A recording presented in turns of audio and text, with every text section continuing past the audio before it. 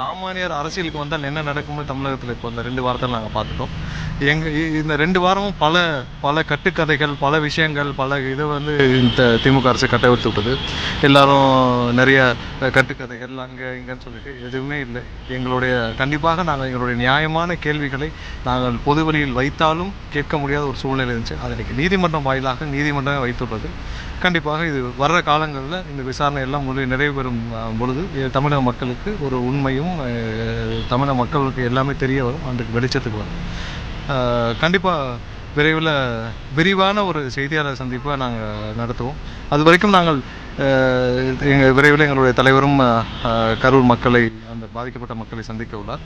அது வரைக்கும் கண்டிப்பாக நாங்கள் எதையும் அரசியலுக்காக இந்த கடந்த 2 வாரத்தில் நாங்கள் எதற்காகனா எதை பேசியிருந்தாலும் அது அரசியலுக்காக இருக்கும். நாங்கள் அரசியலுக்காக அதை பேசுகிற மாதிரி இருக்கும். அது அரசியலுக்காக பண்ணுற டிஃபென்ஸாக இருந்திருக்கோம். அதை செய்ய நாங்கள் விரும்பவில்லை. ஏன்னா அது எங்களுடைய சொந்தங்கள், எங்களுடைய உறவுகள், எங்களுடைய நண்பர்கள் இறந்துருக்கிறாங்க. இன்னும் சில நாட்களில் எங்களுடைய தலைவர் அந்த மக்களை சந்திப்பார். சந்தித்த பிறகு ஒரு விரிவான செய்தியாளர் சந்திப்பை நாங்கள் எடுப்போம். அன்னைக்கு இன்னும் டீட்டெயிலாக பேசுவோம். அது வரைக்கும் எங்களுக்கு அந்த டைம் நீங்கள் கொடுக்கணும்னு கேட்டுக்கிறோம். இன்றைக்கி உச்சநீதிமன்றம் வாயிலாக கேட்டதனால் நாங்கள் இப்போ எங்களுடைய தேர்தல் மேலாண்மை போச்சு சகோதரர் ஆதவர்ஜன் பேசியிருக்காரு. இன்னும் நிறைய டீட்டெயிலாக பேச வேண்டியிருக்கு, நிறைய இருக்குது. கண்டிப்பாக விரிவாக பேசலாம். அது வரைக்கும் எங்களுக்கு அந்த டைம்